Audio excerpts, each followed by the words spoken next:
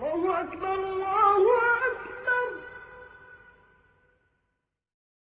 أعوذ بالله من الشيطان الرجيم. بسم الله الرحمن الرحيم. صحیح بخاری حدیث نمبر 370۔ عبد الرحمن بن ابو الموالی نے محمد بن مقدر سے کہا، میں جابر بن عبداللہ انصاری کی خدمت میں حاضر ہوا۔ وہ ایک کپڑا اپنے بدن پر لپیٹے ہوئے نماز پڑھ رہے تھے، حالانکہ ان کی چادر الگ رکھی ہوئی تھی۔ جب آپ نماز سے فارغ ہوئے تو ہم نے کہا، اے ابو عبداللہ، آپ کی چادر رکھی ہوئی ہے اور آپ اسے اوڑھے بغیر نماز پڑھ رہے ہیں۔ انہوں نے فرمایا، میں نے چاہا کہ تم جیسے جاہل لوگ مجھے اس طرح نماز پڑھتے دیکھ لیں۔ میں نے بھی نبی صلی اللہ علیہ وسلم کو اسی طرح ایک کپڑے میں نماز پڑھتے دیکھا تھا۔ صحیح بخاری حدیث نمبر 371۔ عبدالعزیز بن صہیب نے انس بن مالک رضی اللہ تعالی عنہ سے روایت کی کہ نبی کریم صلی اللہ علیہ وسلم غزوہ خیبر میں تشریف لے گئے۔ ہم نے وہاں فجر کی نماز اندھیرے ہی میں پڑھی۔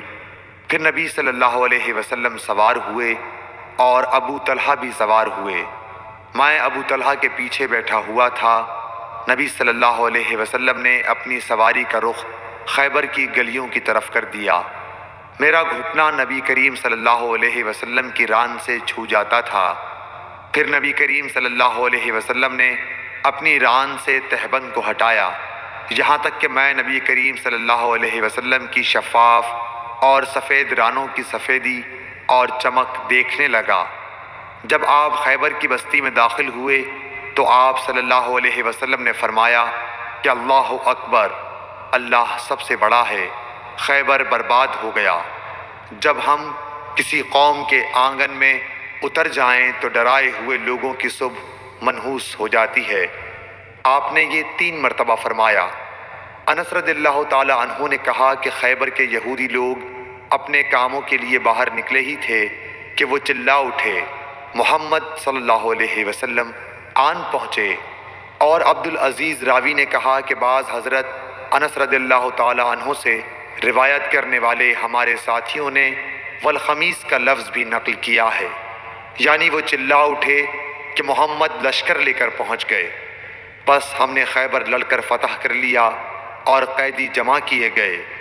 پھر وحی رضی اللہ تعالی عنہ آئے اور عرض کی کہ یا رسول اللہ صلی اللہ علیہ وسلم، قیدیوں میں سے کوئی باندی مجھے عنایت کیجیے۔ آپ صلی اللہ علیہ وسلم نے فرمایا کہ جاؤ کوئی باندی لے لو۔ انہوں نے صفیہ بنت حی کو لے لیا۔ پھر ایک شخص نبی کریم صلی اللہ علیہ وسلم کی خدمت میں حاضر ہوا اور عرض کی کہ یا رسول اللہ، صفیہ جو قریظہ اور نزیر کے سردار کی بیٹی ہیں، انہیں آپ نے ضحیہ کو دے دیا، وہ تو صرف آپ ہی کے لیے مناسب تھیں۔ اس پر آپ نے فرمایا کہ ضحیہ کو صفیہ کے ساتھ بلاؤ۔ وہ لائے گئے۔ جب نبی کریم صلی اللہ علیہ وسلم نے انہیں دیکھا تو فرمایا کہ قیدیوں میں سے کوئی اور باندی لے لو۔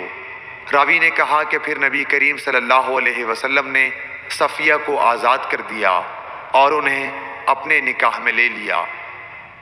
ثابت بنانی نے حضرت انس رضی اللہ تعالی عنہ سے پوچھا کہ ابو حمزہ، ان کا مہر حضور صلی اللہ علیہ وسلم نے کیا رکھا تھا؟ حضرت انس رضی اللہ عنہ نے فرمایا کہ خود انہی کی آزادی ان کا مہر تھا اور اسی پر آپ نے نکاح کیا۔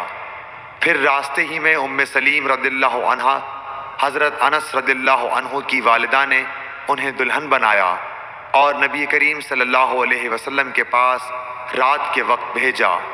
اب نبی کریم صلی اللہ علیہ وسلم دلہا تھے، اس لیے آپ نے فرمایا کہ جس کے پاس بھی کچھ کھانے کی چیز ہو تو یہاں لائے۔